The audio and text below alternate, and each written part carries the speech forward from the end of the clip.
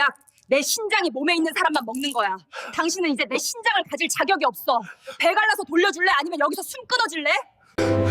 3년 전 제 배에 남은 15cm 수술 흉터가 징그럽다며 저를 빗속으로 내쫓았던 그 남자. 제 신장 덕분에 얻은 목숨으로 내 연녀와 웃으며 파티를 즐기던 그 남자가 이제는 제 발밑에서 생존을 구걸하고 있습니다. 도대체 3년 사이 우리에겐 무슨 일이 있었던 걸까요? 내 신장으로 숨쉬는 자의 목숨줄을 쥐고 흔드는 한 여자의 처절하고도 완벽한 복수극. 지금 시작합니다. 여러분, 혹시 이런 말 들어보셨나요? 사랑은 기꺼이 자신의 일부를 내어주는 것이라고요. 저는 그 말을 믿었습니다. 아니, 그 말이 제 인생의 전부인 줄 알았죠. 10년 전 제 남편 박도식이 신부전증 말기로 쓰러졌을 때 저는 망설임 없이 수술대에 올랐습니다. 정아 씨, 나 살려주면 내 남은 인생은 당신 종으로 살게. 당신 손에 물 한 방울 안 묻히고 호강시켜 줄게. 수술실로 들어가기 직전 제 손을 꼭 잡고 눈물을 흘리던 남편의 그 목소리를 저는 지금도 잊지 못합니다. 간호사 생활 20년 남의 생명 구하는 게 직업이었던 저에게 남편의 생명은 곧 제 목숨과 같았습니다. 제 신장 하나를 떼어주는 건 그저 사랑의 확인일 뿐이라고 생각했으니까요. 당시 우리 형편은 참으로 딱했습니다. 남편은 야심차게 시작했던 건설 사업이 연쇄부도를 맞으며 벼랑 끝에 몰려 있었죠. 빚쟁이들이 대문 앞을 지키고 서서 험한 소리를 지르던 날들. 남편은 스트레스와 과로를 술로 달래다 결국 신장이 다 망가져 버렸습니다. 얼굴은 흙빛으로 변하고 온몸이 퉁퉁 부어오른 채 숨조차 제대로 쉬지 못하던 그를 보며 저는 매일 밤 기도했습니다. 차라리 내가 아픈 게 낫다고 제발 이 사람 좀 살려달라고 말이죠. 간호사로 일하며 수많은 환자를 봐왔기에 저는 잘 알고 있었습니다. 투석기의 의지에 하루하루를 연명하는 삶이 얼마나 지옥 같은지 말입니다. 일주일에 3번, 4시간씩 기계에 피를 맡기고 누워있는 남편의 눈은 이미 초점을 잃어갔습니다. 그 활기차던 남자가 죽음의 문턱에서 파들파들 떨고 있는 모습을 보는 건 제 심장을 칼로 베어내는 것보다 더한 고통이었습니다. 결국 저는 결심했습니다. 제 신장을 떼어주기로 말이죠. 시어머니는 내가 오죽 남편 들복 같으면 애가 저 모양이 됐냐며 타박했지만 저는 개의치 않았습니다. 제가 사랑하는 남자가 다시 일어설 수만 있다면 제 몸뚱이 하나 망가지는 건 아무런 문제도 되지 않았습니다. 수술 전날 밤 병실 창밖으로 비치는 달빛을 보며 우리는 약속했습니다. 이 수술만 끝나면 우리 정말 행복하게 살자고. 남편은 제 거친 손을 잡고 하염없이 울었습니다. 정아 씨, 내가 다시 태어나면 그때도 당신 남편 할게. 그때는 당신 신장 안 뺏고 내 거 다 줄게. 그 눈물 섞인 맹세가 진심인 줄로만 알았습니다. 수술 당일 수술실의 공기는 유난히도 차가웠습니다. 소독약 특유의 톡 쏘는 냄새가 코끝을 찔렀고 천장의 무영등은 눈이 시릴 정도로 밝게 빛나고 있었습니다. 차가운 금속 침대 위에 누워 천장을 바라보는데 갑자기 무서운 생각이 들더군요. 혹시 잘못되면 어떡하지? 내 딸은 누가 키워주나? 하지만 옆 침대에 실려 들어오는 남편의 창백한 얼굴을 보는 순간 그 공포는 신기하게도 사라졌습니다. 마취 기운이 퍼지기 전 저는 마지막으로 남편 쪽으로 손을 뻗었습니다. 닿지 않는 거리였지만 마음만큼은 닿기를 바랐죠. 여보, 내 신장이 들어가면 이제 아프지 마. 내가 지켜줄게. 차가운 약품이 혈관을 타고 흐르며 의식이 아득해지던 그 찰나 저는 제 인생에서 가장 숭고한 선택을 했다고 자부하며 잠이 들었습니다. 수술은 성공적이었습니다. 제 신장은 남편의 몸 안에서 새로운 생명의 박동을 시작했습니다. 하지만 수술 후유증은 예상보다 훨씬 가혹했습니다. 간호사로 일하며 환자들에게 신장 하나 없어도 사는데 지장 없다고 위로하던 제 말이 얼마나 무책임한 것이었는지 몸소 깨닫게 된 것이죠. 수술 부위는 마치 뜨거운 인두로 지지는 듯한 통증이 수개월간 이어졌습니다. 15cm에 달하는 수술 자국은 시뻘겋게 부풀어 올라 흉측한 진해가 기어가는 것 같았죠. 무엇보다 힘든 건 만성적인 피로였습니다. 조금만 걸어도 숨이 턱 밑까지 차올랐고 아침에 눈을 뜨는 것조차 버거울 정도로 기력이 쇠해졌습니다. 단백뇨를 조심해야 했기에 먹고 싶은 음식도 마음대로 먹지 못했고 평생 면역력을 걱정하며 살아야 하는 처지가 되었습니다. 그래도 견딜 수 있었습니다. 남편이 건강을 되찾고 부도 위기였던 회사를 기적적으로 다시 일으켜 세우는 것을 보며 저는 대리 만족을 느꼈습니다. 남편은 이제 도식 건설의 대표로서 승승장구했습니다. 외제차를 타고 명품 양복을 입고 사람들에게 대접받는 그의 모습이 제 훈장 같았습니다. 제가 펑퍼짐한 옷으로 수술 흉터를 가리고 집에서 약을 챙겨 먹는 동안 그는 화려한 세상 속으로 다시 발을 내디뎠습니다. 하지만 인간의 간사함은 제 상상을 초월했습니다. 어느 순간부터 남편의 눈빛에서 고마움이 사라지기 시작하더군요. 여보, 오늘 내 생일인데 저녁에 외식이라도 할까? 당신 좋아하는 한정식집 예약해뒀어. 수술 5년 뒤 제가 정성껏 차린 아침상을 보며 조심스레 물었습니다. 하지만 남편의 반응은 예전과 달랐습니다. 젓가락을 탁 내려놓더니 혐오스럽다는 듯 제 배 쪽을 힐끗 보는 겁니다. 외식은 무슨, 당신 옷 입는 것 좀 봐. 그 펑퍼짐한 옷들, 이제 지겨워. 그리고 샤워할 때마다 당신 배에 남은 그 흉터 보면 난 밥맛이 뚝 떨어져. 징그러운 뱀이 기어가는 것 같아서 소름 돋는다고. 심장을 칼로 도려내는 것보다 더 아픈 말들이었습니다. 누구를 위해 만든 흉터인데, 누구를 살리려고 새긴 자국인데, 남편은 이제 제가 여자로 보이지 않는 모양이었습니다. 제 희생은 당연한 전유물이 되었고, 제 배에 남은 15cm의 수술, 자국은 그에게 감사의 증표가 아닌 기피의 대상이 되어 있었습니다. 당신, 어떻게 그런 말을 해?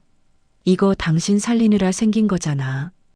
당신 신장이 망가져서 내가 내 거 떼어준 거 벌써 잊었어? 제 목소리가 파들파들 떨렸습니다. 눈시울이 뜨거워지며 목구멍이 꽉 막혀왔죠. 하지만 남편은 아랑곳하지 않고 명품 서류 가방을 챙기며 자리에서 일어났습니다. 누가 떼어달래? 당신이 원해서 한 거잖아. 유세 좀 그만 떨어. 아침부터 기분 잡치게 정말. 그리고 향수 좀 받고.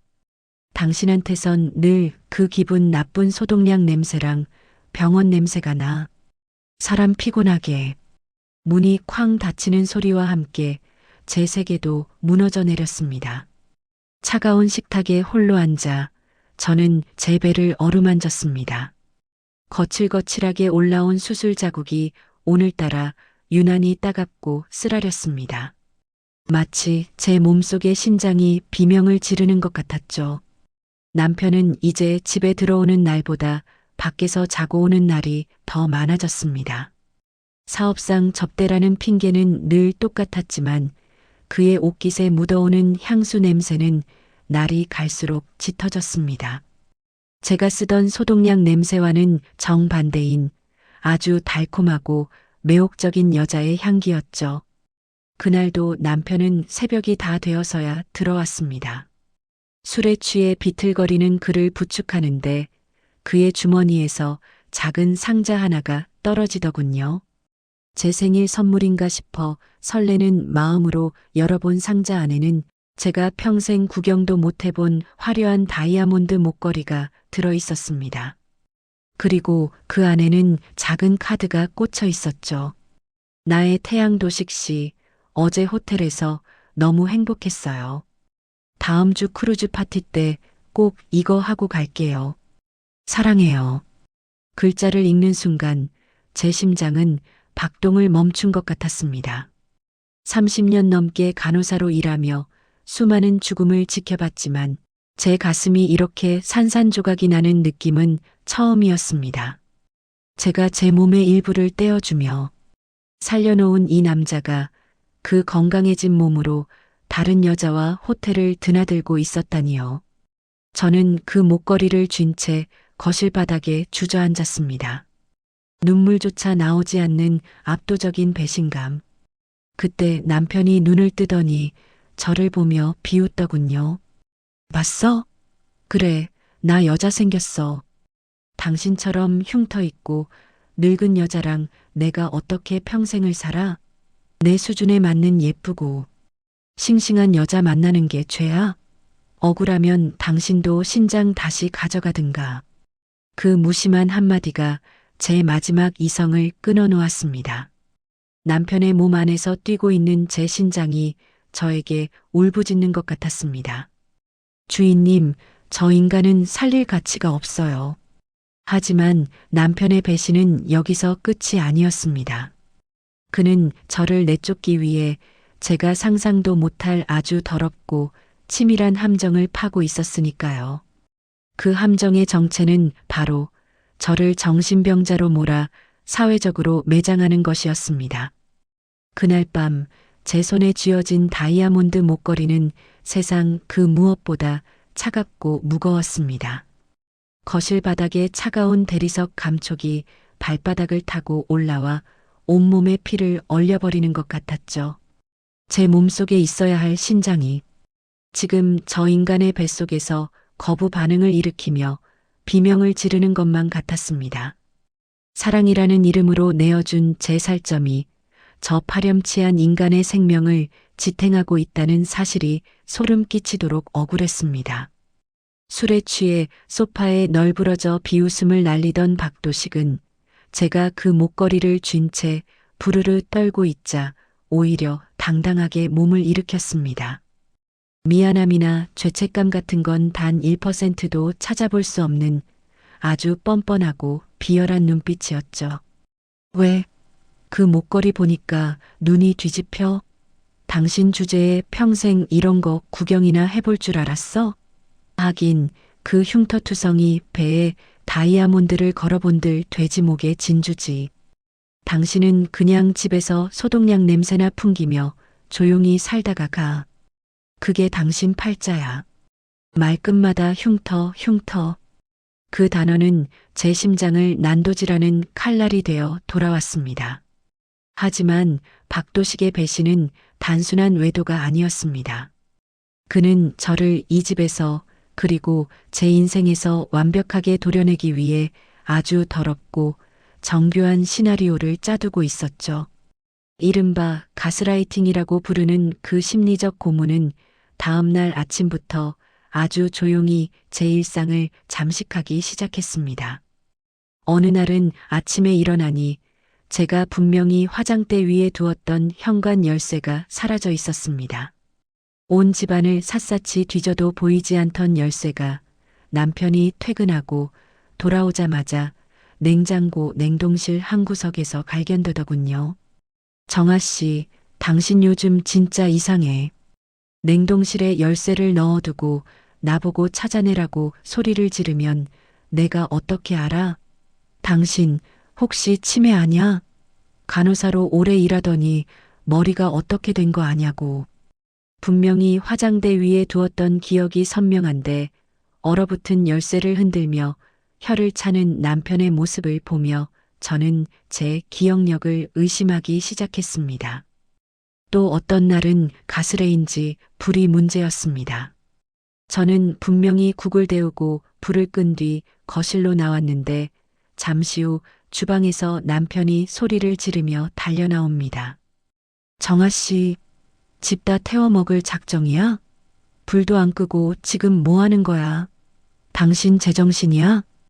달려가 보니 가스레인지 불은 보란 듯이 파랗게 타오르고 있었습니다.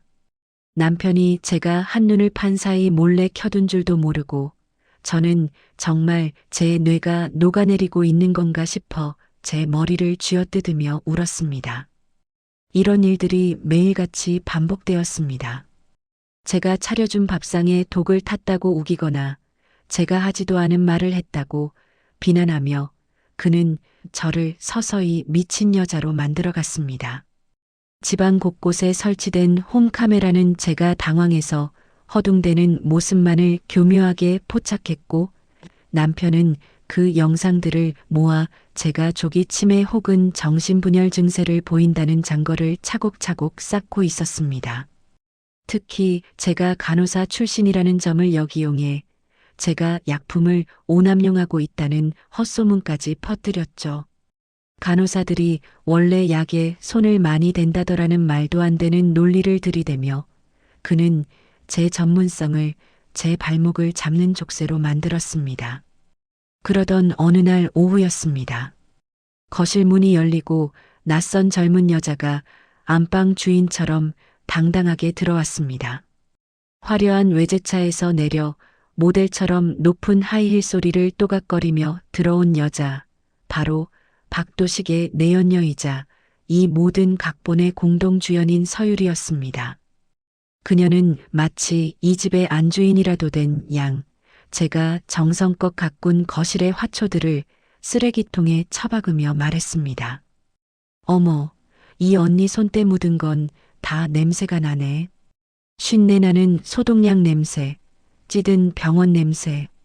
도식 씨가 왜 그렇게 집에 오기 싫어했는지 알 것 같아.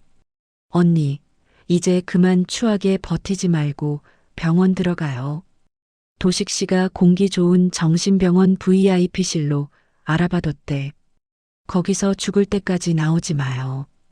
그게 우리 모두를 위한 거니까. 그녀의 목소리는 은쟁반의 옥굿을 굴러가듯 맑았지만 그 내용은 독사의 독보다 치명적이었습니다. 저는 분노에 차서 그녀의 뺨을 때리려 손을 올렸습니다. 이 천박한 여자가 여기가 어디라고. 하지만 그 순간 남편 박도식이 기다렸다는 듯 스마트폰 카메라를 든 비서와 함께 거실로 들이닥쳤습니다. 이것 봐. 또 발작하잖아. 정아 씨, 당신 정말 안 되겠어. 아무 죄 없는 우리 회사 비서한테 손찌검까지 해? 이 영상 봐.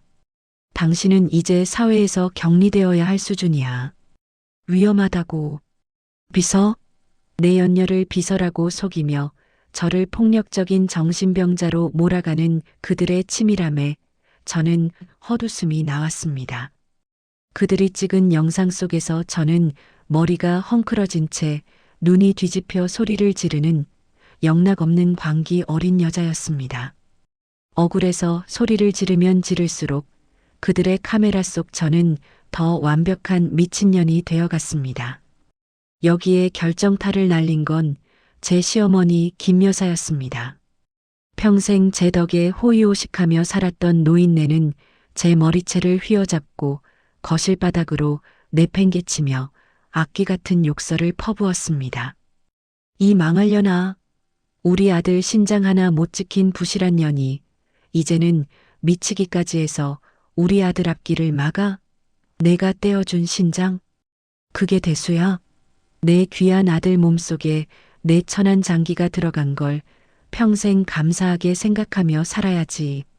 어디서 감히 귀한 비서 몸에 손을 대. 피눈물이 흘렀습니다.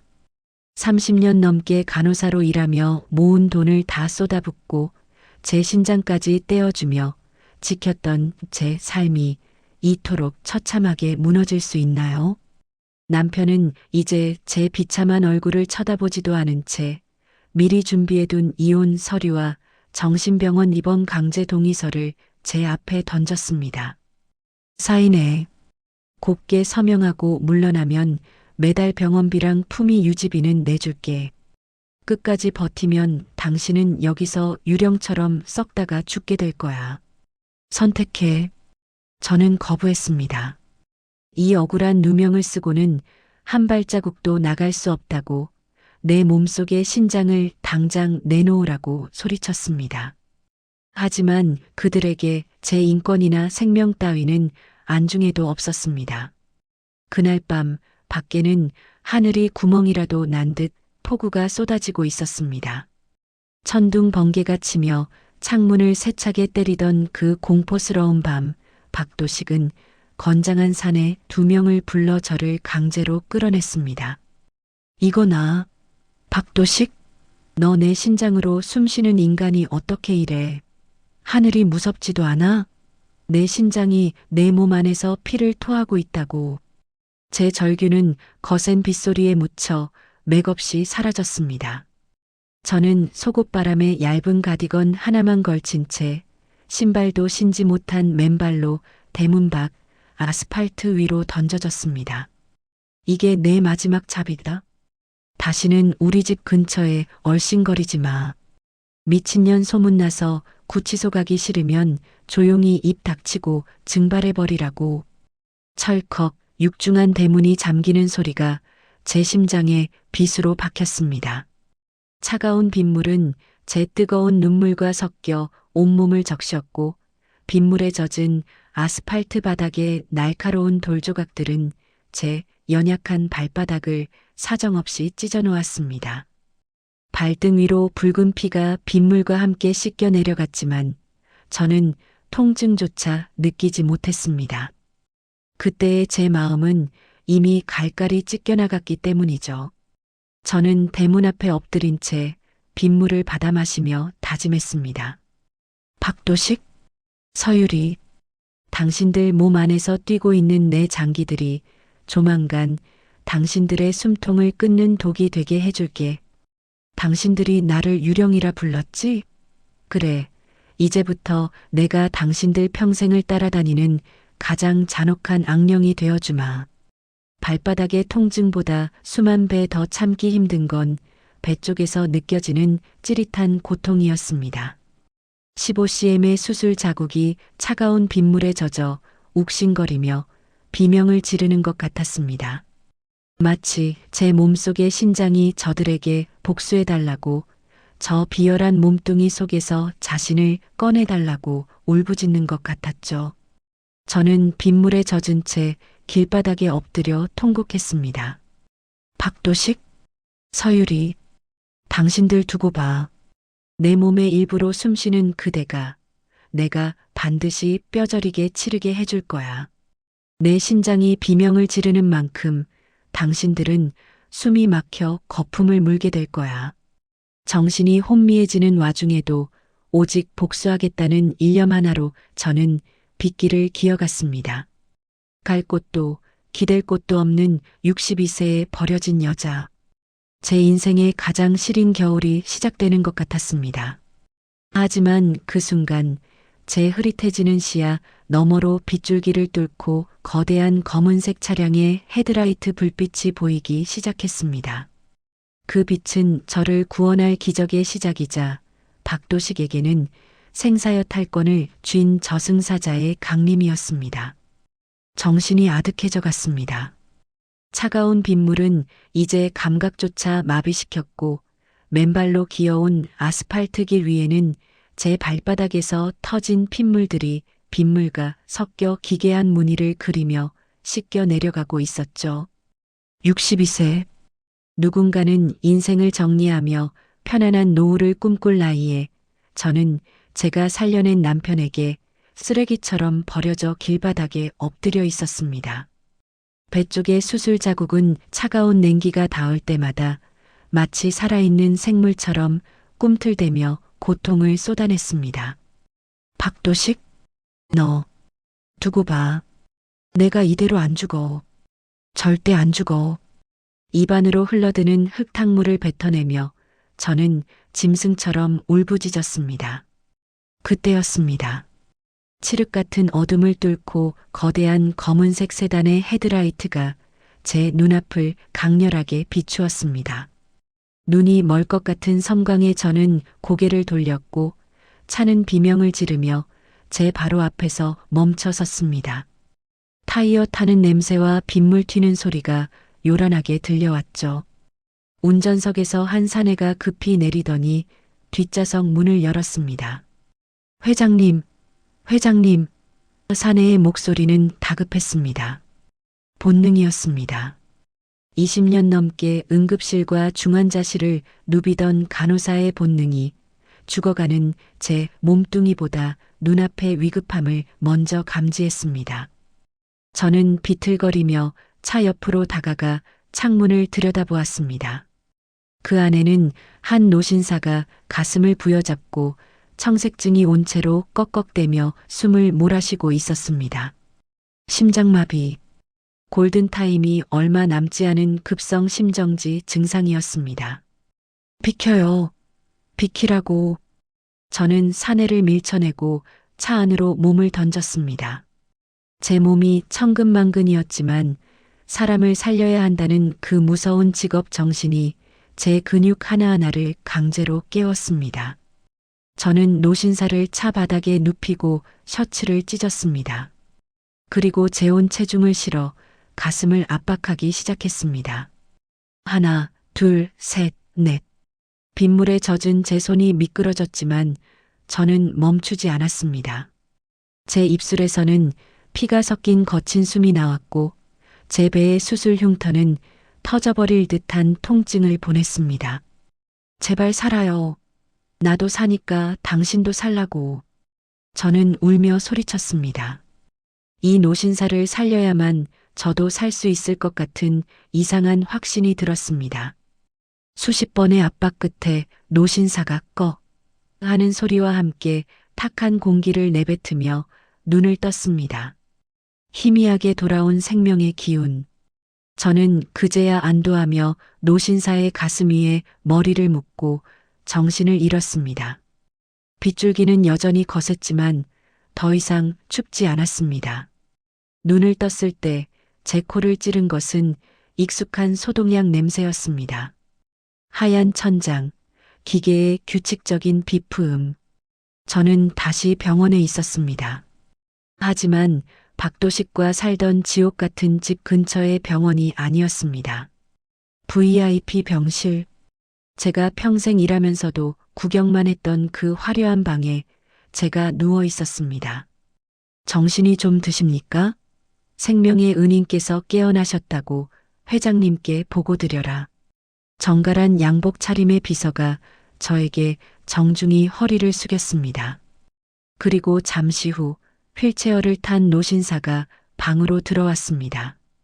빗속에서 제가 살려낸 그분, 바로 대한민국 바이오 제약업계의 전설이자 루멘그룹의 창업주 강치환 회장이었습니다.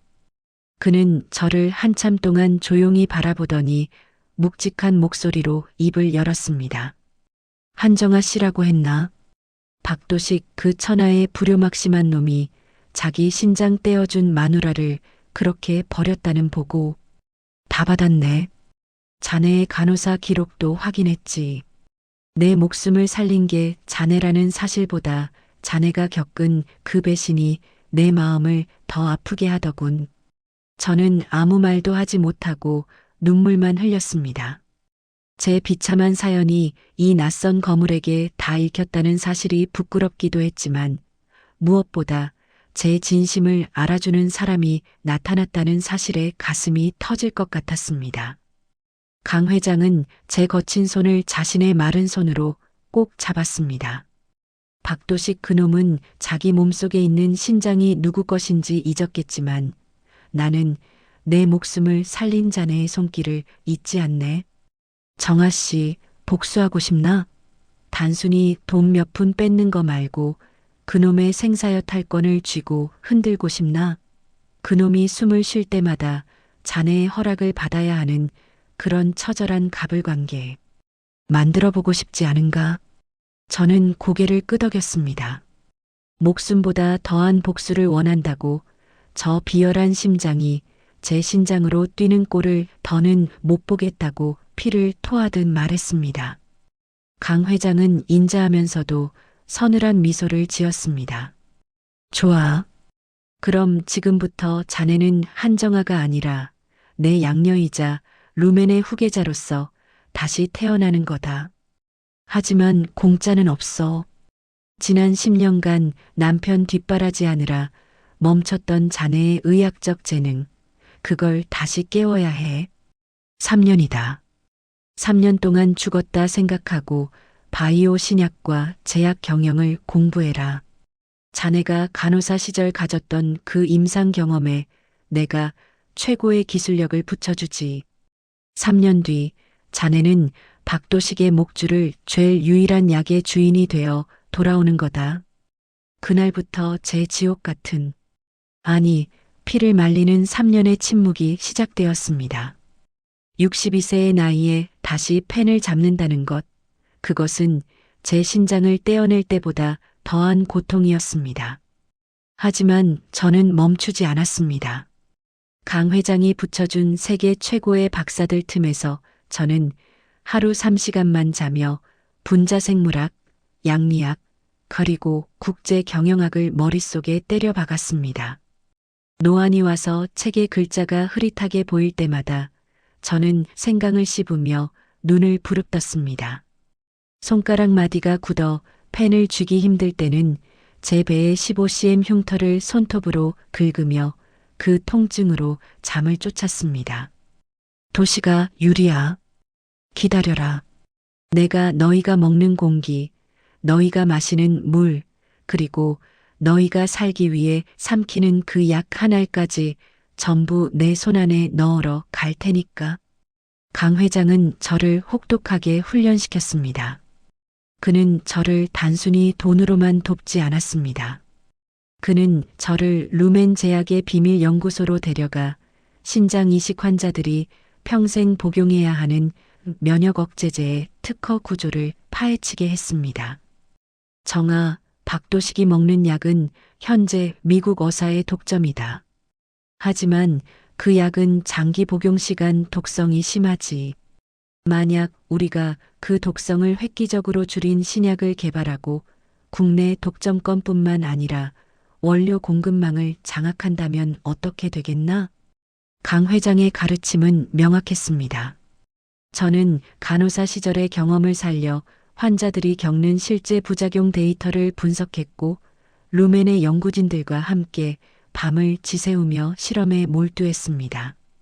3년이라는 시간 동안 저는 62세의 버려진 아내에서 전 세계 바이오 업계가 주목하는 신의 전략가로 탈바꿈해 갔습니다. 마침내 루멘의 기술력으로 기존 약물보다 부작용은 적으면서도 신체 적응력이 압도적인 신약 루멘 마이너스지 개발에 성공했습니다. 그리고 저는 강 회장의 전폭적인 신임을 얻어 루멘 제약의 한국 지사장 겸 최대 주주로서 부임하게 되었습니다. 이 약의 독점 판매권과 제조 특허권은 이제 오직 제 사인 없이는 대한민국 그 어디에서도 구할 수 없게 설계되었죠. 3년이 흘렀습니다. 거울 속의 저는 이제 빗물에 젖어 기어다니던 유령이 아니었습니다. 세련된 단발머리, 기품 있는 실크 정장, 그리고 무엇보다 누구도 함부로 범접할 수 없는 차가운 눈빛을 가진 65세의 여인이 서 있었습니다. 강 회장은 만족스러운 듯 제 어깨를 두드렸습니다. 정아. 아니, 한 지사장. 이제 준비는 끝났다. 박도식이 요즘 사업 스트레스로 이식받은 신장의 거부 반응이 오기 시작했다더군. 그놈이 전 세계를 뒤져도 그 몸에 맞는 약은 이제 루멘 제약, 즉 너뿐이다. 가서 내 장기를 소중히 여기지 않은 자에게 생명의 무게가 얼마나 무거운지 가르쳐 주거라.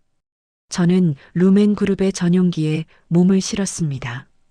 창밖으로 내려다 보이는 서울의 불빛이 마치 거대한 공동묘지처럼 보였습니다. 그중 가장 화려한 빛을 내뿜는 곳, 박도식의 도식 건설 본사 빌딩이 보였습니다. 도식 씨, 오랜만이야. 3년 동안 내 신장 쓰느라 고생 많았지? 이제 그 사용료 정산할 시간이야. 저는 서류 가방 속에 든 5천억 원 규모의 채권 상환 요구서와 루멘 마이너스지의 독점 공급 중단 결제 서류를 손끝으로 부드럽게 쓸어내렸습니다. 복수의 서막을 알리는 차가운 미소가 제 입가에 번졌습니다. 65세, 제 인생의 진정한 전성기는 이제부터 시작이었습니다. 서울의 공기는 3년 전 그날처럼 차가웠지만 제 가슴 속에서 끓어오르는 열기는 그 어느 때보다 뜨거웠습니다. 루멘그룹 한국 지사장실. 통유리창 너머로 내려다 보이는 강남의 빌딩 숲은 거대한 바둑판 같았고 저는 이제 그 판의 가장 강력한 말인 퀸이 되어 돌아왔습니다. 65세. 거울 속의 저는 더 이상 빗물에 젖어 기어다니던 초라한 노파가 아니었습니다. 몸에 딱 맞는 최고급 샤넬 슈트, 기품 있게 뒤로 넘긴 백발 섞인 단발머리, 그리고 무엇보다 타인의 생사를 결정지을 수 있는 자 특유의 여유로운 눈빛. 저는 제 책상 위에 놓인 박도식의 최신 건강검진 보고서를 천천히 훑어내렸습니다. 종이 넘기는 소리가 적막한 집무실 안에 서늘하게 울려 퍼졌죠. 박도식 씨 예상보다 상태가 더 심각하네. 이식받은 신장에 심각한 거부 반응이라. 역시 내 몸의 일부는 주인을 알아보는 법이지. 주인 허락 없이 남의 몸에서 숨 쉬는 게 그렇게 힘들었니? 비서가 가져온 보고서에 따르면 박도식은 현재 심각한 요독증 증세를 보이고 있었습니다. 13년 전 제가 제 살점을 떼어주며 살려놓은 그 신장이 그의 탐욕과 배신을 견디지 못하고 스스로 가동을 멈추려 하고 있었죠. 얼굴은 이미 흑빛이 되었을 것이고 다리는 코끼리처럼 부어올라 한 걸음 걷는 것도 고통일 겁니다. 그는 지금 전 세계를 뒤져서라도 루멘 마이너스지라는 신약을 구해야만 살 수 있는 벼랑 끝에 선 처지였습니다. 같은 시각 도식 건설의 대표실. 박도식은 시커멓게 질린 얼굴로 책상을 사정없이 내리치고 있었습니다. 뭐, 약이 없어? 전국의 대형 병원을 다 뒤졌는데 한 알도 없다는 게 말이 돼? 내가 누군지 몰라. 나 박도식이야. 돈은 얼마든지 줄 테니까 금을 발라서라도 당장 구해오라고. 이 무능한 놈들아. 도식의 비명은 광기에 가까운 절박함이었습니다. 숨을 쉴 때마다 가슴을 짓누르는 묵직한 압박감, 그리고 온몸의 혈관을 바늘로 찌르는 듯한 부종의 통증. 그는 지금 죽음의 공포라는 거대한 늪에 빠져 허우적대고 있었습니다. 그때 그의 비서가 사색이 되어 문을 열고 달려들어왔습니다. 네, 대표님, 루멘 제약 한국지사에서 연락이 왔습니다. 지사장님께서 직접 대표님을 뵙겠다고 하십니다. 단 오늘 오후 2시까지 지사장실로 직접 오셔야 한답니다. 지사장님이 아주 바쁜 분이라 1분이라도 늦으면 면담은 취소라고 합니다. 박도식의 눈에 형언할 수 없는 희망의 빛이 서렸습니다. 지사장? 루멘 제약 지사장이 직접 나를 보자고? 그래, 역시 돈이 최고야. 그 큰 기업도 내가 대한민국 건설업계의 거물 박도식인 걸 아는 거지. 당장 준비해. 서유리한테도 전화해서 제일 비싼 명품으로 도배하고 나오라고 해. 루멘 지사장한테 잘 보여서 약 독점권까지 따낼 거니까. 오후 2시 정각. 루멘 제약 본사 로비에 박도식과 그의 새 아내 서유리가 나타났습니다. 3년 전보다 훨씬 늙고 수척해진 도식과 달리 서유리는 여전히 수천만 원짜리 에르메스 가방을 들고 거만하게 고개를 치켜들고 있었습니다. 안내 직원의 인도를 받아 33층 지사장실 앞에 선 두 사람.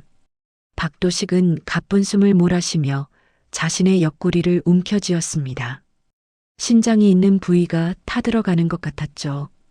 도식 씨, 루멘 지사장이면 엄청난 자산가겠죠? 우리 이번 기회에 아예 친해져서 지분이라도 좀 나눠달라고 해요. 이 건물 좀 봐. 우리 회사보다 10배는 더 크네. 지사장 앞에서 나긋나긋하게 굴 테니까 걱정 마요. 육중한 이중 방음문이 소리 없이 열리고 은은한 침향 냄새가 배어나오는 넓고 압도적인 집무실이 드러났습니다. 거대한 통유리창을 등지고 한 여인이 가죽 의자에 깊숙이 앉아 등을 보이고 있었습니다. 방 안은 숨소리조차 조심스러울 만큼 무거운 정적이 흐르고 있었죠. 안녕하십니까, 지사장님. 도식건설의 박도식입니다. 이렇게 귀한 시간 내주셔서 정말 영광입니다. 대한민국 건축시장의 미래를 루멘과 함께 논하고 싶어 달려왔습니다. 박도식은 평생 한 번도 해본 적 없는 비굴한 각도로 허리를 90도 꺾었습니다. 서유리 역시 명품 가방을 고쳐쥐며 셀쭉하게 웃으며 고개를 숙였죠. 등을 보이고 있던 의자가 천천히, 아주 천천히 회전했습니다. 어서 오세요, 박도식 대표님. 3년 만인가요? 정말 오랜만이네요. 익숙하면서도 차가운 목소리.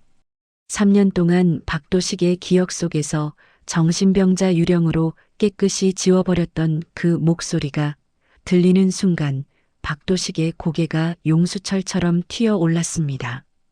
서유리의 얼굴에서도 가식적인 미소가 순식간에 사라지며 경악으로 물들었습니다. 의자 위에 앉아 우아하게 찻잔을 들고 있는 여인. 빗속에 맨발로 쫓겨났던 한정아가 65세에 범접할 수 없는 카리스마와 기품을 뿜어내며 그들을 내려다보고 있었습니다. 다이아몬드 목걸이보다 더 반짝이는 그녀의 눈동자는 이미 그들의 영혼까지 꿰뚫어보고 있는 듯 했습니다. 아, 한정아, 내가 왜 여기 있어? 여기 지사장실이야. 미친년이 기어코 사고를 쳤구나. 박도식은 충격에 뒷걸음질 치며 비틀거렸습니다. 서유리는 비명을 지르듯 악을 썼습니다. 말도 안 돼. 이 언니 정신병원에 갇혀 있어야 하는 거 아니야? 도식 씨, 이 여자가 미쳐서 여기 청소부로 잠입했나 봐요. 당장 경비 불러서 이 미친 여자 끌어내라고 하세요. 루멘 지사장이 누군 줄 알고 여기가 어디라고. 저는 차갑게 미소 지으며 책상 위에 황금 명패를 손가락으로 천천히 가리켰습니다. 루멘 제약 한국 지사장 한정아. 그리고 제 곁에 서 있던 덩치 큰 수행 비서들이 일제히 박도식과 서유리를 위압적으로 가로막았습니다. 청소부? 유리 씨 3년 전이나 지금이나 사람 보는 눈이 여전히 바닥이네. 루멘 그룹 강치환 회장님의 양녀이자 이 회사의 모든 생존권을 쥔 지사장이 바로 나 한정아야. 당신들이 빗속으로 던져버렸던 그 유령이 이제 당신들 목숨줄을 쥐고 돌아왔는데 기분이 어때? 박도식의 다리가 힘없이 풀리며 고가의 대리석 바닥에 주저앉았습니다. 그의 눈동자가 경악과 공포로 소용돌이쳤습니다. 양녀, 지사장, 정아 씨, 이게 다 뭐야? 당신 거리에 나 앉아 죽은 거 아니었어? 어떻게 3년 만에 이런. 죽었지. 3년 전 그 빗속에서 당신들이 나를 미친년이라 부르며 내쫓았을 때 내 안에 선량했던 한정아는 죽었어. 지금 당신들 눈앞에 서 있는 건 당신의 그 비열한 몸뚱이 속에 든 내 신장을 연체 이자까지 쳐서 환불받으러 온 피도 눈물도 없는 채권자일 뿐이야. 박도식은 숨을 몰아쉬며 자신의 왼쪽 가슴과 배 쪽을 움켜쥐었습니다. 급격한 심리적 스트레스에 신장 부위가 다시 불덩이를 집어넣은 듯 타오르는 통증이 시작된 것입니다. 그는 본능적으로 제가 쥐고 있는 압도적인 권력을 알아챘습니다. 지금 당장 자기 목숨을 살려줄 단 한 알의 약 루멘 마이너스 G가 제 손바닥 안에 있다는 사실을요. 정아 씨, 아니, 지사장님. 내가 잠시 미쳤었나 봐. 그때는 내가 사업이 너무 힘들어서 제정신이 아니었어. 우리 20년 부부정을 생각해서 제발 약 좀. 나 지금 몸이 다 터져 죽을 것 같아. 약 한 알만 주면 내가 회사 지분이든 전 재산이든 다 당신 발밑에 바칠게. 제발. 저는 책상 위에 놓여 있던 영롱한 빛의 루멘 마이너스지 샘플병을 집어들었습니다. 투명한 유리병 속에서 찰랑거리는 파란색 알약들. 박도식의 눈은 마치 마약에 굶주린 짐승처럼 그 약병을 따라 광적으로 움직였습니다. 재산? 돈? 도식 씨, 당신은 여전히 오만하구나. 이 약은 당신의 그 더러운 돈으로 살 수 있는 게 아니야. 생명의 가치를 아는 고귀한 사람만 먹을 자격이 있는 거지. 당신 몸속에 있는 내 심장이 불쌍해서라도 약 한 알 던져주고 싶지만 어쩌나 루멘 마이너스지의 한국 공급은 오늘부로 전면 중단됐어. 특히 박도식과 서율이라는 이름이 들어간 그 어떤 곳에도 단 한 알의 약도 나가지 말라고 내가 직접 결제했거든. 당신 내 신장으로 10년 넘게 호의호식했으면 이제 반납할 때도 됐잖아. 서율이가 정아의 책상을 잡고 미친 듯이 발악했습니다. 이 미친년아, 내가 뭔데 약을 팔라 말아야. 이거 인권 침해로 고소할 거야. 당장 내놔. 우리 도식 씨 죽으면 내가 너 가만안둬. 저는 서유리의 손을 차갑게 뿌리치며 비서들에게 고개를 끄덕였습니다. 내보내. 여긴 아무나 들어오는 시장 바닥이 아니야. 아, 그리고 박 대표님. 당신 건설사 대출금 연장건도 루멘 캐피탈에서 방금 거절했어. 아마 내일 아침이면 당신 회사 건물에 빨간 압류 딱지가 도배되기 시작할 거야. 건강도 잃고 돈도 잃고 길바닥에 나앉는 기분 당신이 나보다 더 잘 알 거 아냐? 박도식은 거품을 물듯 숨을 헐떡이며 지사장실 바닥을 개처럼 기어다니기 시작했습니다. 그의 평생을 바친 자존심, 권력, 재산. 그 모든 바벨탑이 제 차가운 말 한마디에 모래성처럼 무너져 내리고 있었습니다. 살려줘. 정아씨. 아니, 주인님. 제발 살려줘. 나 여기서 죽기 싫어. 저는 바닥을 기는 그를 얼음처럼 차갑게 내려다보며 샘플병에서 알약 하나를 꺼내 바닥에 툭 던졌습니다. 박도식이 짐승처럼 울부짖으며 그 약을 향해 손을 뻗는 찰나 저는 제 뾰족한 명품 구두 굽으로 그 약을 지그시 짓눌러 가루로 만들어버렸습니다. 고운 약가루가 바닥에 흩어지는 소리가 도식의 절망적인 비명과 섞여 들렸죠. 살고 싶으면 내 신장부터 돌려줘. 내 몸속에서 피눈물 흘리고 있는 내 장기, 배 갈라서 꺼내오면 그때 다시 생각해보지. 내보내. 박도식은 처절한 비명을 지르며 바닥에 머리를 찧었고 서유리는 경호원들에게 들려 쫓겨나며 욕설을 퍼부었습니다. 65세, 제가 3년 동안 피눈물을 삼키며 기다려온 진정한 복수의 축제가 이제 막 화려한 막을 올렸습니다. 지사장실 문이 둔탁하게 닫히고 박도식과 서유리가 경호원들에게 짐승처럼 끌려나간 뒤 저는 한참 동안 그들이 머물렀던 자리를 뚫어지게 응시했습니다.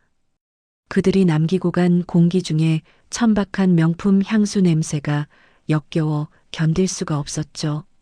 저는 직접 창문을 활짝 열었습니다. 33층의 높고 서늘한 바람이 휘몰아쳐 들어오자 비로소 제 뜨겁던 심장도 조금씩 제자리를 찾는 것 같았습니다. 하지만 이것은 시작일 뿐입니다. 박도식이 3년 전 저에게 저지른 죄의 대가는 단순히 약 하나를 못 먹어 쩔쩔매는 정도로 끝나지 않을 테니까요. 제 인생을 송두리째 짓밟은 대가는 그가 가진 모든 것을 잃고 목숨까지 구걸해야 할 만큼 혹독해야 마땅했습니다. 지사장님, 박도식 대표가 방금 지사장실을 나서자마자 전국의 모든 사설병원과 암시장에 브로커를 풀었습니다. 루멘마이너스지 한 통에 현금 1억을 주겠다고 제안했다더군요. 해외 직구 루트까지 전부 뒤지고 있다고 합니다. 비서의 보고에 저는 차갑게 헛웃음을 흘렸습니다. 1억? 제 신장을 떼어주고 30년을 식모처럼 살았던 제 인생의 가치가 고작 1억입니까?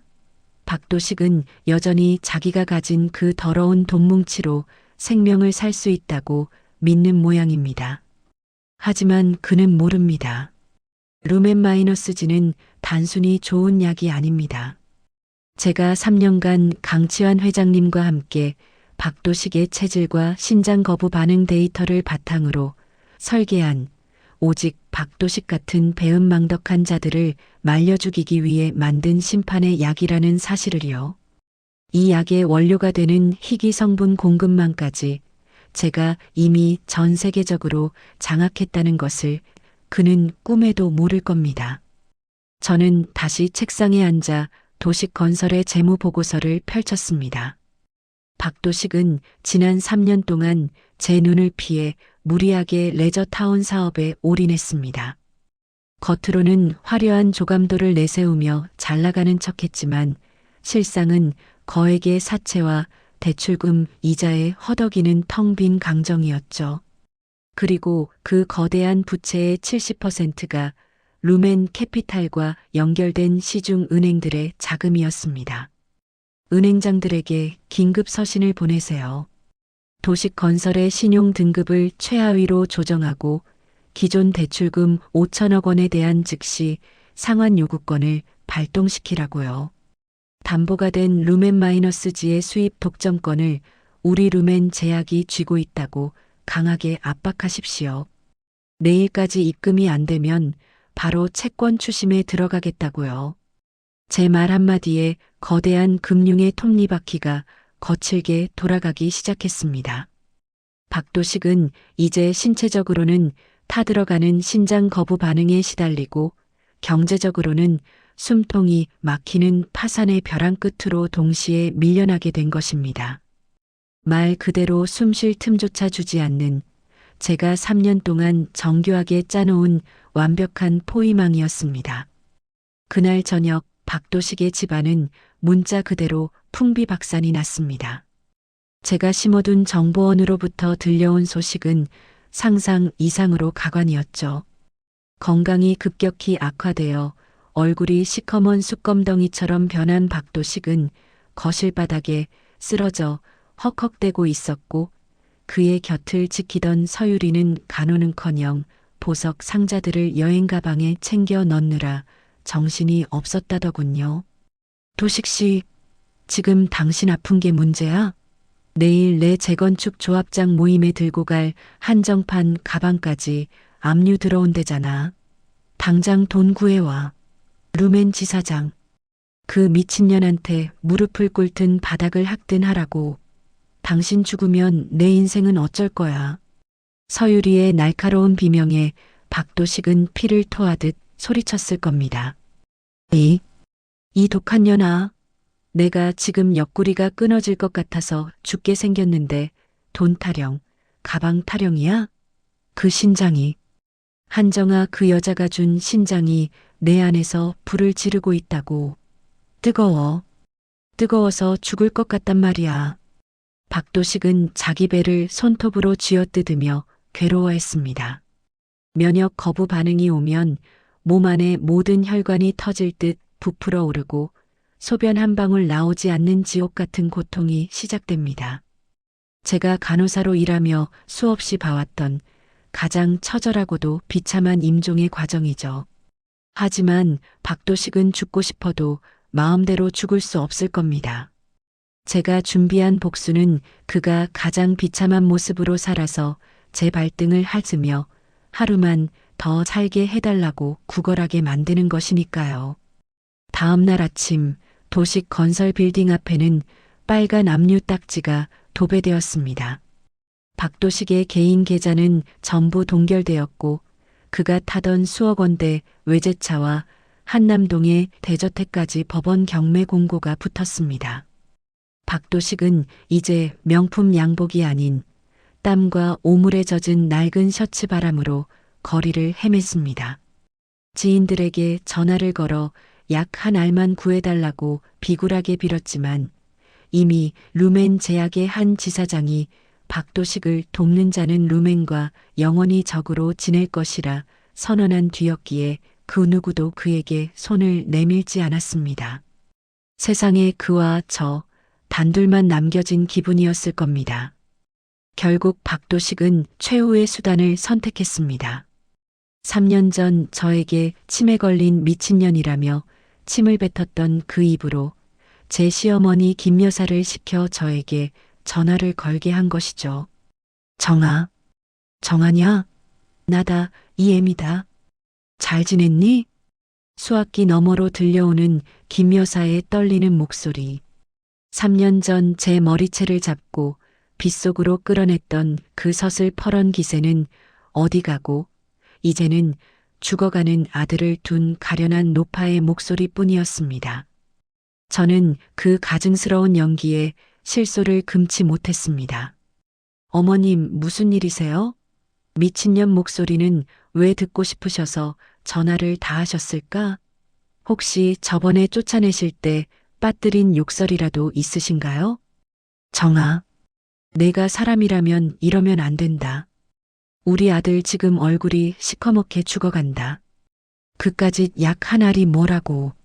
내가 우리 집 며느리로 30년을 살면서 우리 조상님들께 받은 은혜가 있는데 어떻게 아들 목숨을 가지고 장난을 쳐? 사람이 도리가 있어야지. 당장 약 들고 와서 도식이 앞에 무릎 꿇고 빌어라. 그럼 내 너그러이 예전 일은 잊어주마. 은혜? 도리? 여전히 정신을 못 차린 노인네의 말에 저는 소름 끼치는 웃음이 터져 나왔습니다. 은혜요? 어머님이 제 아이 유산시키고 빗속에 맨발로 내쫓으실 때 그 조상님들은 어디 계셨대요? 박도식 씨 살리고 싶으세요? 그럼 어머님이 직접 오세요. 박도식 씨랑 서율이 손잡고 3년 전 제가 쫓겨났던 그 집 앞 아스팔트 위에서 석고대죄하세요. 하객들, 기자들 다 불러 모으고 당신들이 저지른 그 추악한 짓들 하나하나 자백하라고요. 그럼 약 한 알 검토는 해보죠. 어머님, 아들, 오늘 밤 넘기기 힘들 텐데 서두르시는 게 좋을 거예요. 전화를 끊고 나니 30년 묵은 체증이 내려가는 듯 가슴 한구석이 뻥 뚫렸습니다. 하지만 아직 멀었습니다. 박도식은 이제 겨우 1단계 고통에 진입했을 뿐이니까요. 그는 이제 자기가 가진 모든 껍데기를 잃고 나서야 생명이라는 것이 얼마나 무거운지, 그리고 그 생명을 유지하기 위해 제가 얼마나 큰 희생을 했었는지 온몸으로 느끼게 될 겁니다. 저는 비서를 시켜 도식건설의 주식을 시장에서 헐값에 매집하기 시작했습니다. 박도식이 제 피눈물을 딛고 쌓아 올린 그 공든 탑을 제가 가장 밑바닥에서부터 무너뜨려 제 발밑에 카페트처럼 깔아버릴 생각입니다.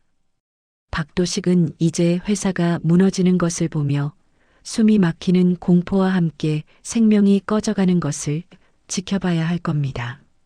지사장님, 박도식 씨가 내일 열리는 루멘 자선 파티장에 나타날 것 같습니다.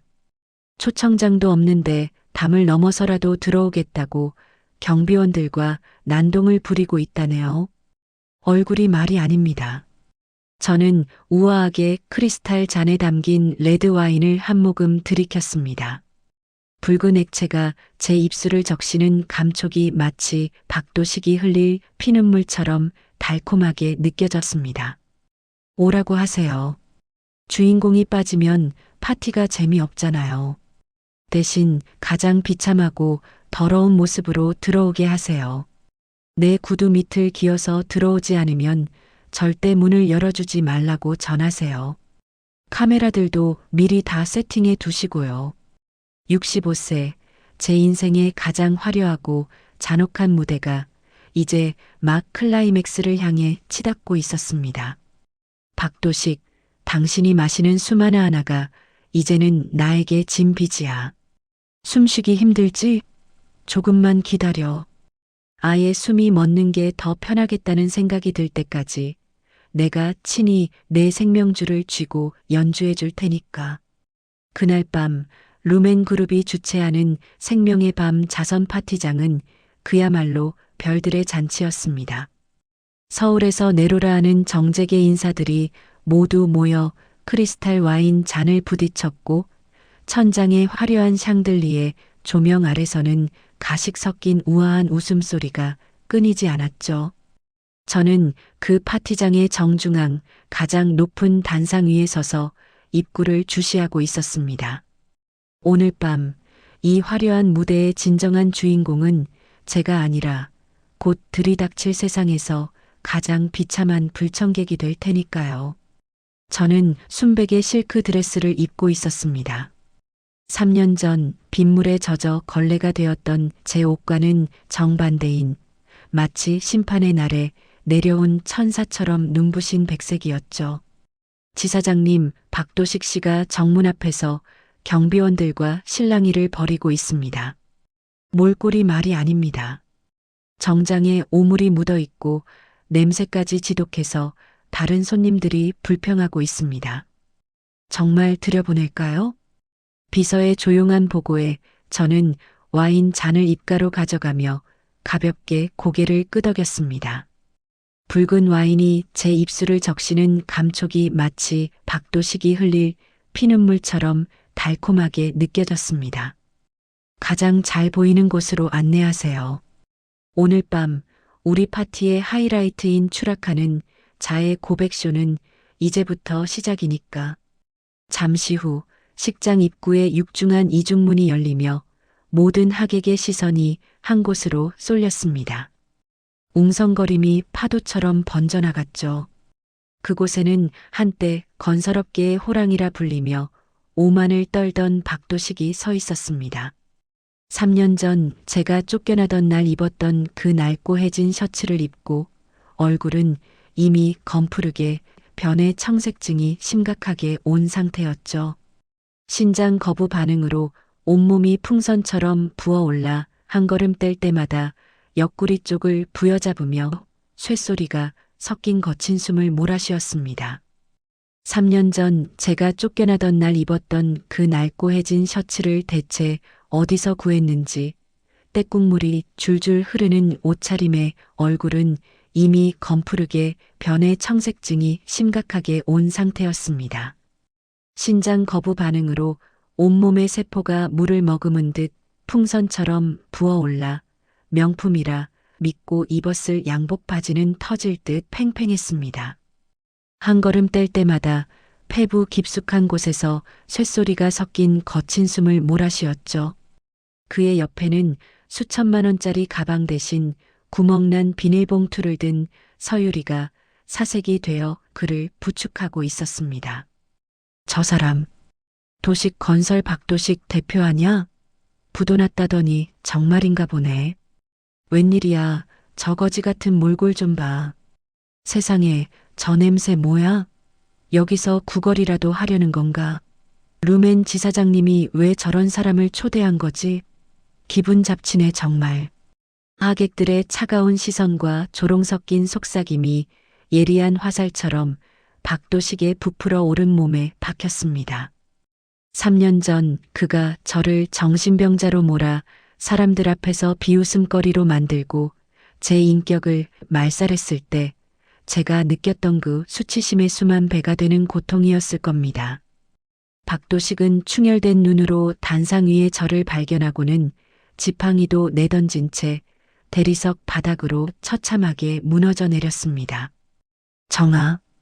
정아 씨. 아니, 지사장님, 나 좀 살려줘. 제발 나 좀 살려줘. 박도식은 하객들의 고가 수제화 사이를 헤치며 단상을 향해 개처럼 기어오기 시작했습니다. 무릎이 까져 흰 바지에 붉은 피가 배어 나오고 손톱이 매끄러운 대리석 바닥을 긁으며 끼익 마이너스 하는 소름 끼치는 소리를 냈지만 그는 멈추지 않았습니다. 서유리는 창피함에 얼굴을 가리고 연신 주위를 살피며 구석으로 숨어버렸고 오직 박도식만이 생존 본능 하나로 제 발밑까지 도달했습니다. 지사장님, 약. 제발 루멘 마이너스지 한 알만. 나 지금 배가 터질 것 같아. 내 뱃속의 신장이. 당신이 준 그 신장이 나를 죽이려고 해. 제발 자비를 베풀어줘. 나 정말 죽기 싫어. 그는 제 하얀 구두 발등 위에 얼굴을 묻고 흐느꼈습니다.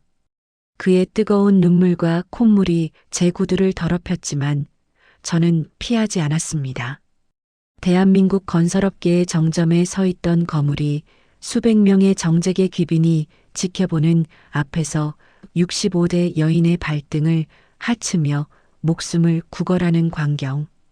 파티장은 순식간에 정적에 휩싸였고 기자들의 카메라 셔터 소리만이 날카로운 칼날처럼 울려 퍼졌습니다. 저는 와인 잔을 비서에게 건네고 허리를 숙여 그를 얼음처럼 차갑게 내려다보았습니다. 도식 씨, 숨쉬기 힘들지? 당연해. 내 신장이 당신 같은 배은망덕하고 부패한 몸 안에서 얼마나 고통받고 있겠어. 30년 넘게 나를 식모처럼 부리고 헌신짝처럼 버린 당신 몸 안에서 내 장기가 행복할 줄 알았니? 근데 어쩌나? 이 약은 돈이나 비굴함으로 살 수 있는 게 아니라고 했잖아. 저는 주머니에서 작은 약병 하나를 꺼냈습니다. 영롱한 푸른 빛의 루멘 마이너스지 샘플.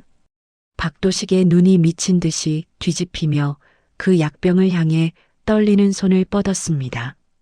하지만 저는 가볍게 손을 치우며 냉혹하게 말했습니다. 살고 싶어? 그럼 자백해. 3년 전 당신과 저기 숨어있는 서유리가 나한테 무슨 짓을 했는지, 이 많은 카메라와 증인들 앞에서 당신이 얼마나 더러운 인간인지 당신 입으로 직접 만천하에 고백하라고. 그래야 이 약이 내 몸 안에서 독이 아닌 약으로 작용할 테니까. 숨 넘어가기 싫으면 서둘러. 박도식은 잠시 망설였습니다. 자신의 마지막 남은 인간으로서의 자존심과 사회적 지위. 하지만 곧바로 찾아온 갈비뼈를 부술 듯한 극심한 흉통에 그는 비명을 지르며 바닥을 굴렀습니다. 말할게. 다 말할게. 내가 짐승보다 못한 쓰레기였어. 3년 전 정아 씨가 나한테 신장 떼어주고 몸 약해지니까. 흉터 징그럽다고, 소독약 냄새난다고 내가 먼저 바람을 피웠어.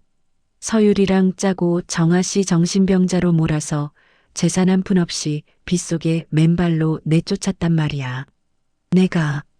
내가 사람 새끼가 아니야. 여러분, 내가 정아 씨를 그렇게 버렸습니다. 식장 안은 경악에 찬 탄식과 욕설로 가득 찼습니다. 세상에 저런 짐승 같은 놈이 다 있어? 신장까지 준 아내를 저렇게 버려? 천벌을 받을 놈. 3년 동안 박도식이 쌓아 올린 가식의 성벽이 그의 비굴한 자백 한마디에 완전히 무너져 내렸습니다. 저는 구석에서 얼굴을 가리고 벌벌 떨고 있는 서유리를 가리켰습니다. 유리 씨도 이리 와야지. 당신이 정아 씨 치매라고 약물 먹이고 조작한 영상들 내가 이미 디지털 포렌식으로 다 확보했어. 지금 여기서 무릎 꿇고 직접 사죄해. 안 그러면 당신도 오늘 박도식 씨랑 같이 지옥으로 가게 될 테니까. 서유리는 결국 비명을 지르며 박도식 옆으로 기어와 바닥에 머리를 쾅쾅 찧었습니다. 죄송해요. 제가 눈이 멀어서 그랬어요. 도식 씨 돈이 탐나서 도식 씨랑 짜고 지사장님 괴롭혔어요. 지사장님, 제발 용서해 주세요. 전 그냥 시키는 대로 했을 뿐이에요. 약 좀 주세요. 도식 씨 살려야 저도 살아요. 두 사람의 추악하고 구역질 나는 자백이 마이크를 타고 파티장 구석구석 그리고 생중계되는 카메라를 통해 전국으로 퍼져나갔습니다. 저는 차갑게 웃으며 약병에서 파란색 알약 하나를 꺼냈습니다. 그리고 박도식의 간절한 눈앞에서 그 알약을 바닥에 툭 던졌습니다. 박도식은 짐승처럼 울부짖으며 그 약을 향해 달려들었습니다. 바닥을 하드며 약을 삼키는 그의 모습은 인간의 존엄성이라곤 눈 씻고 찾아볼 수 없는 상태였죠. 하지만 제가 약속한 것은 진짜 약이 아니었습니다. 그가 허겁지겁 삼킨 것은 루멘마이너스지가 아니라 극심한 복통과 설사를 유발하는 약에 불과했죠. 그거 먹고 좀 쉬어. 진짜 약은 당신이 내 신장 사용료로 떼먹은 5천억 원과 도식 건설 주식 전부를 나한테 양도하는 서류에 도장 찍으면 그때 다시 생각해보지. 아, 그리고 박 대표님. 저기 문 열리는 거 보이지? 경찰들이 당신 모시러 왔어. 허위사실 유포, 명예훼손, 그리고 감금치상 혐의로 말이야. 박도식은 배를 움켜쥐고 다시 바닥을 뒹굴었습니다. 약을 먹었는데도 통증이 가시기는커녕 장이 뒤틀리는 고통이 시작되자 그는 절망적인 눈으로 저를 올려다보았습니다. 정아 씨, 날 속였어? 내가 어떻게 나한테 속인 게 아니지. 당신이 30년 동안 나한테 준 기만과 고통에 비하면 이건 간지러운 수준이야. 도식 씨, 이제 당신은 건강도, 돈도, 명예도, 그리고 내일 아침이면 당신의 그 비열한 자유까지 아무것도 남지 않을 거야. 당신 몸속에 남은 내 신장이 당신을 온 마음으로 증오하고 있으니까 평생 그 통증 속에서 내가 주는 희망이라는 이름의 고문을 당하며 살아. 경찰들이 식장 안으로 들어와 박도식과 서유리의 팔에 차가운 수갑을 채웠습니다. 화려한 드레스와 턱시도 사이로 오물과 눈물 범벅이 된 두 사람이 개처럼 끌려나가는 광경은 그야말로 역대급 사이다였습니다. 저는 단상 위에서 그 뒷모습을 보며 우아하게 남은 와인을 마저 들이켰습니다. 65세, 30년의 헌신과 3년의 피눈물이 비로소 정당한 보상을 받는 순간이었습니다. 하지만 제 복수는 여기서 끝이 아닙니다. 박도식이 감옥 안에서 제 신장이 서서히 기능을 잃어가는 것을 지켜보며 죽지도 살지도 못하는 영원한 지옥을 맛보게 하는 것. 그것이 제가 준비한 진정한 피날레니까요. 화려했던 파티장의 조명이 꺼지고 세상은 다시 고요해졌습니다. 박도식과 서유리가 모든 하객 앞에서 죄를 자백하고 수갑을 찬 채 경찰차에 실려가던 그날의 소동 이후 벌써 한 달이라는 시간이 흘렀습니다.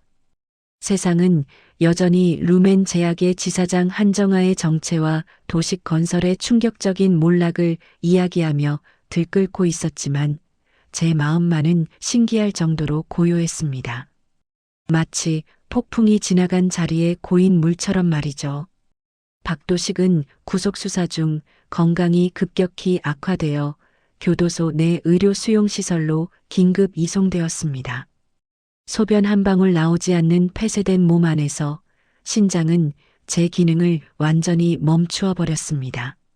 30년간 자신을 지탱해준 조강지처를 쓰레기처럼 버린 자의 몸 안에서 제 신장이 스스로 가동을 멈추기로 결심한 듯 했습니다. 주인 없는 몸뚱이에서 더 이상 생명의 박동을 이어가고 싶지 않았던 것이겠죠. 혈관을 타고 흐르는 독소들이 그의 뇌와 장기를 서서히 잠식해가는 요독증의 공포는 그 어떤 법적 처벌보다 가혹했을 겁니다. 저는 오늘 그와의 마지막 인사를 나누기 위해 차가운 회색벽이 둘러싸인 교도소 면회실을 찾았습니다. 화려한 지사장의 슈트 대신 30년 전 그와 처음 만났을 때 입었던 소박한 옷차림과 닮은 수수한 코트를 입었습니다. 면회실의 공기는 무겁고 정체되어 있었습니다. 철창 너머로 들려오는 마른 기침 소리와 간수들의 구두 소리가 제 긴장된 맥박 소리와 묘하게 엇갈렸습니다. 잠시 후 육중한 철문이 열리며 휠체어에 실려 한 사내가 나타났습니다.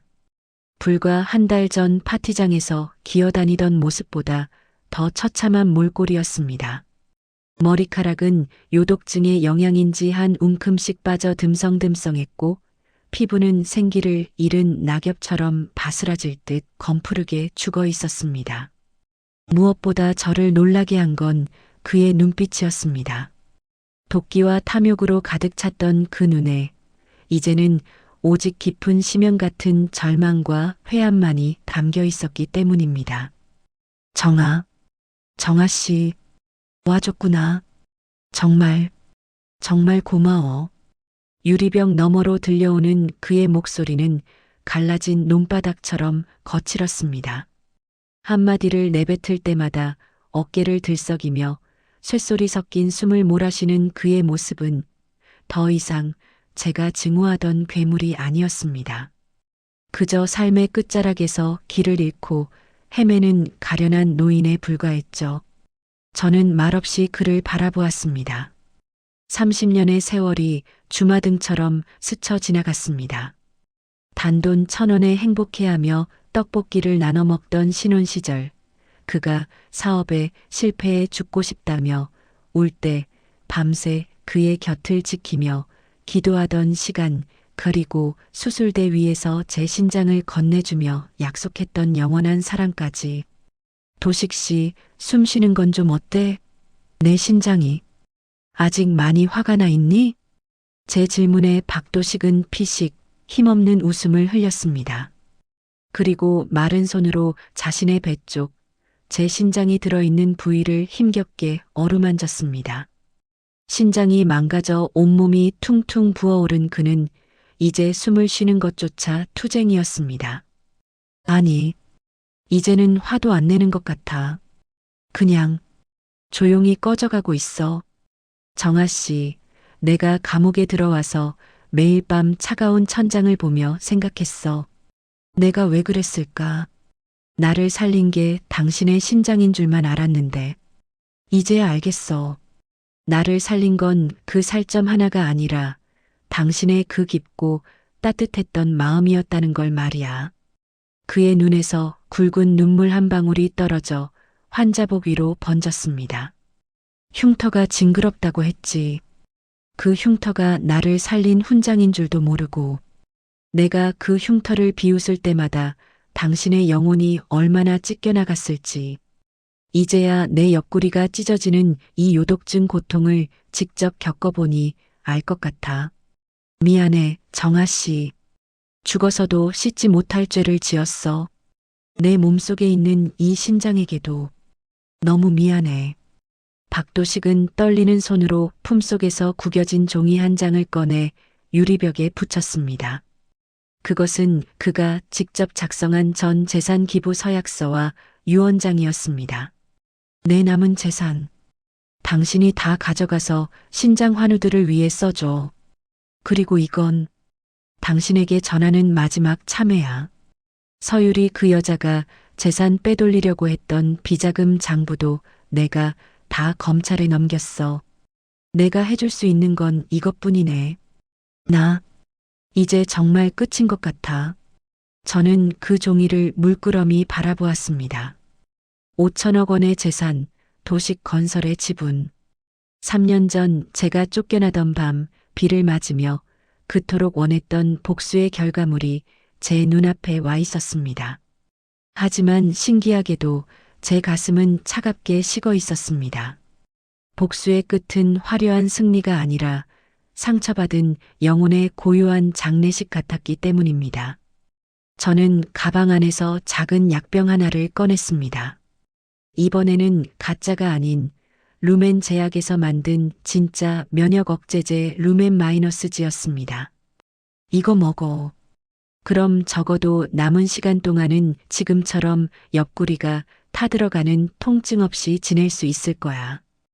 박도식의 눈에 경악과 감동이 교차했습니다. 정아 씨, 나 같은 놈한테 왜 당신을 용서해서 주는 게 아니야. 당신이 내 신장을 가지고 있다면 적어도 내 신장이 당신 몸 안에서 고독하게 고통받게 하고 싶지 않아서야. 내 몸의 일부였던 것이 아파하는 건 나도 아프니까. 그리고 당신이 살아서 평생 동안 자신이 저지른 죄를 낱낱이 기억하며 반성하길 바라니까. 죽음으로 도망치지 마, 도식 씨. 그건 당신에게 너무 쉬운 벌이야. 저는 자리에서 일어났습니다. 박도식은 유리벽을 손톱으로 긁으며 울부짖었습니다. 정아 씨, 정아 씨, 마지막으로 한 번만, 내 이름 한 번만 다시 불러주면 안 될까? 당신의 그 따뜻했던 목소리로. 그때처럼 저는 문고리를 잡은 채 멈춰 섰습니다. 그리고 고개를 돌려 그를 마지막으로 보았습니다. 30년의 애증이 그 차가운 교도소 면회실의 공기 속에 녹아내렸습니다. 잘 가요, 박도식 씨.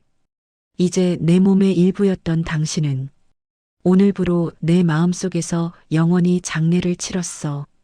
부디 남은 생은 인간답게 살다가 가길 바래. 면회실 문을 열고 나오자 눈부시게 밝은 햇살이 제 온몸을 감쌌습니다. 3년 전 빗물에 젖어 맨발로 기어가던 그 어두운 길과는 정반대의 찬란한 빛이었습니다. 저는 제 배 위로 손을 올렸습니다. 15cm의 수술 흉터. 이제 그 자국은 제게 부끄러움도 아픔도 아니었습니다. 한 사람을 온전히 사랑했고 그 배신마저 당당히 이겨낸 제가 가진 세상에서 가장 아름다운 훈장이었습니다. 교도소 정문을 걸어 나오는 제 등 뒤로 박도식의 처절한 통곡 소리가 희미하게 들려왔습니다. 하지만 저는 결코 뒤돌아보지 않았습니다. 이제 제 앞에는 루멘 제약의 지사장으로서 그리고 한정아라는 이름의 당당한 여성으로서 살아가야 할 눈부신 미래가 기다리고 있으니까요. 강치환 회장님의 차가 입구에 대기하고 있었습니다. 회장님은 차에서 내려 저를 인자하게 바라보셨습니다. 정아, 이제야 얼굴이 목련처럼 환해졌구나. 수고했다. 이제 내 진짜 인생을 살러 가자. 저는 회장님의 손을 잡고 차에 올랐습니다. 65세, 남들은 저무는 나이라 말하지만 제게는 비로소 나 자신으로 다시 태어난 위대한 시작의 날이었습니다. 박도식, 당신이 마시는 마지막 숨까지 내 허락 없이는 안 된다는 그 약속. 나는 지켰어. 하지만 이제 그 목줄마저 당신의 양심에 맡기고 나는 떠나. 잘 있어. 나의 가장 아팠던 과거여. 박도식과의 마지막 면회 이후 계절은 어김없이 흘러 다시 봄의 문턱에 섰습니다. 교도소 담장 너머로 불어오는 바람은 여전히 차가웠지만 제 집무실 창가에 놓인 화분에는 어느새 하얀 목련 꽃망울이 고개를 내밀고 있었죠. 30년 전 제가 그 사람을 처음 만나 설레던 그 봄의 목련과는 사뭇 다른 아주 단단하고 고결한 빛깔이었습니다. 어느 평범한 오후 서류를 검토하던 제 책상 위로 비서가 조용히 다가와 검은 띠가 둘러진 서류 한 장을 내려놓았습니다. 박도식의 부고 소식이었습니다. 사인은 만성 신부전 합병증. 제가 준 루멘 마이너스지 덕분에 고통은 덜했지만 이미 주인에게 버림받은 그의 육체는 생명의 의지를 놓아버린 것이었죠. 그 소식을 들었을 때 저는 소리를 내어 울지도 그렇다고 사이다 같은 쾌감을 느끼지도 않았습니다.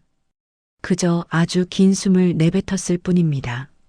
30년이라는 긴 세월, 제 몸의 일부를 내어주며 지키려 했던 그 사랑과 배신의 역사에 비로소 마침표가 찍혔다는 안도감, 그리고 한 남자의 비참한 종말을 보며 느끼는 묘한 연민이 섞인 깊은 한숨이었습니다.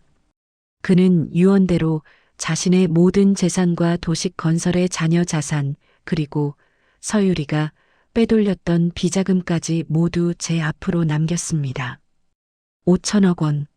3년 전 빗속에 버려졌던 제가 상상조차 할 수 없었던 그 거대한 숫자가 이제는 제 손끝에 쥐어져 있었습니다.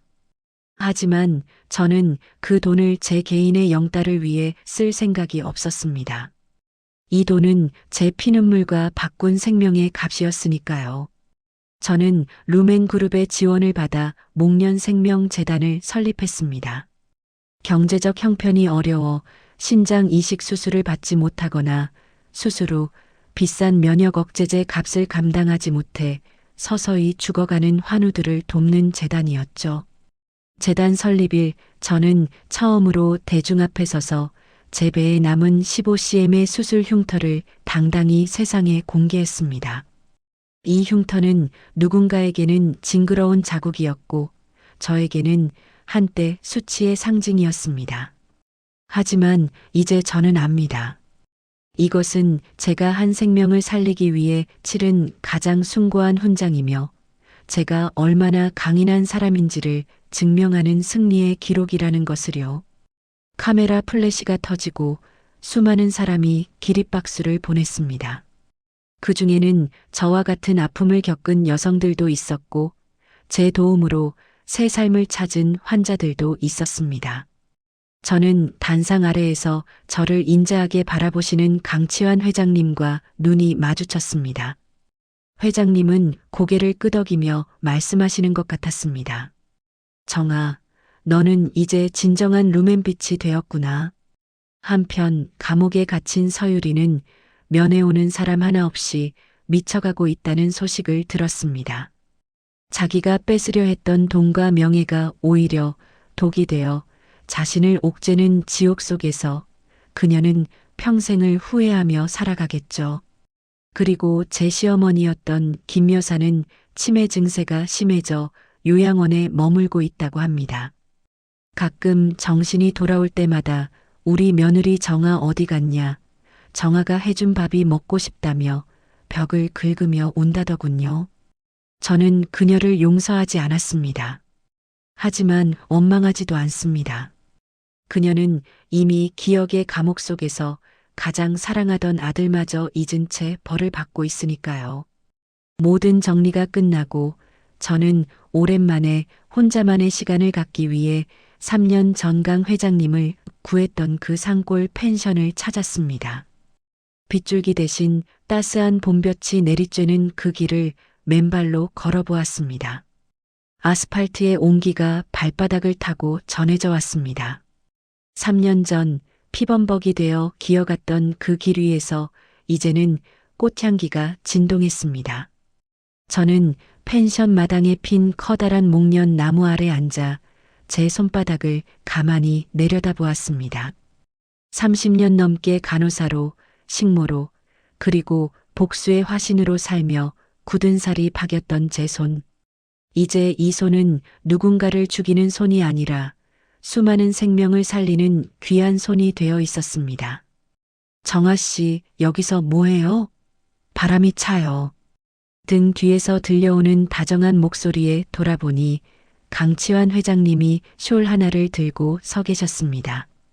양아버지이자 스승, 그리고 제 인생 이막의 동반자가 되어주신 분. 우리는 함께 지는 노을을 바라보며 말없이 앉아 있었습니다. 회장님, 저는 이제야 비로소 제가 제 신장의 주인이라는 생각이 들어요. 그 사람의 몸 안에서 고통받던 제 일부가 이제는 재단을 통해 수천 명의 생명으로 다시 태어나고 있는 것 같아서요. 강 회장님은 제 손을 꼭 잡으셨습니다. 정아, 인생은 말이다. 남에게 준 것이 다시 돌아오는 게 아니라 남에게 준 그 마음이 나를 완성하는 과정이란다. 너는 가장 귀한 것을 주었고 가장 아픈 것을 견뎠으니 이제 가장 눈부신 봄을 누릴 자격이 충분해. 저는 눈을 감고 봄바람을 느꼈습니다. 배 쪽의 수술 자국이 더 이상 욱신거리지 않았습니다. 아니, 오히려 따스한 햇살을 머금어 훈훈하기까지 했죠. 여러분, 혹시 지금 가장 시린 겨울을 지나고 계시나요? 사랑하는 사람에게 배신당하고 자신의 모든 것을 내어주었음에도 쓰레기처럼 버려졌다고 느껴지시나요? 제 흉터를 기억해 주세요. 15cm의 그 깊은 상처는 저를 죽이지 못했습니다. 오히려 그 상처는 저를 더 단단하게 만들었고 전 세계 바이오 시장을 뒤흔드는 여왕으로 부활시키는 씨앗이 되었습니다. 목련은 꽃잎이 크고 하얗기에 질 때의 모습이 처량하다고들 하죠. 하지만 저는 다르게 생각합니다. 땅에 떨어진 그 하얀 꽃잎은 거름이 되어 내년에 더 짙은 향기를 품은 꽃을 피워냅니다. 저의 65년 인생도 그랬습니다. 30년의 헌신이 땅에 떨어져 짓밟혔을 때 저는 비로소 진정한 저만의 향기를 찾았습니다. 이제 저는 매일 아침 거울을 보며 제 흉터에 입을 맞춥니다. 정아, 수고했어. 참 잘 견뎠어. 너는 세상에서 가장 아름다운 여자야. 저 한정아의 인생 2막은 이제부터가 진짜 시작입니다. 저는 더 많은 생명을 살릴 것이고 더 많은 사랑을 베풀 것이며 제 이름을 건 재단을 통해 이 땅의 모든 정아들에게 희망의 증거가 될 것입니다. 가장 추운 겨울을 견딘 목련이 가장 희게 피어납니다. 당신의 인생에도 반드시 눈부신 봄날의 목련이 피어날 것입니다. 저와 함께 그 봄을 맞이하러 가시겠어요?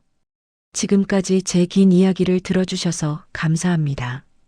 저는 이제 더 찬란하게 피어날 제 미래를 향해 한 걸음을 내딛습니다.